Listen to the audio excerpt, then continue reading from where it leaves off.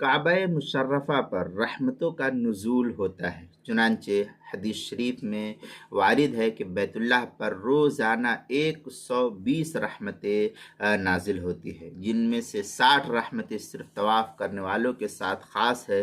पूरी रवायत इस तरीके से फ़ुक़हा ने मुहद्दिसीन ने नक़ल की है।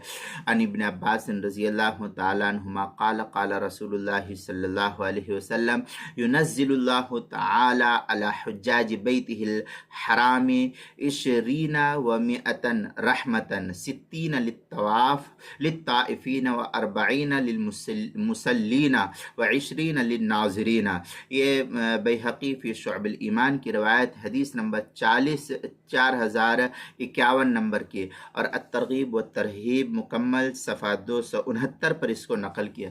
हज़रत अब्दुल्ला इब्न अब्बास रज़ियल्लाहु ताला अन्हुमा फरमाते हैं कि रसूलुल्लाह सल्लल्लाहु अलैहि वसल्लम का ये इरशाद नकल करते हुए फरमाते हैं कि अल्लाह ताला बैतुल्लाह शरीफ के हज करने वालों पर 120 रहमतें नाजिल फरमाते हैं, जिनमें से 60 रहमतें तवाफ़ करने वालों के लिए, 40 नमाज पढ़ने वालों के लिए और 20 बैतुल्लाह शरीफ को देखने वालों के लिए ख़ास होती है। इसलिए हमें भी जो है काबा मुशर्रफ़ा पर जब नज़र पड़े तो अल्लाह ताला से दुआओं का एहतमाम करना चाहिए। अल्लाह अमल की तौफ़ीक़ अता फ़रमाए और हम सब का वहाँ पहुँचना आसान फ़रमाए।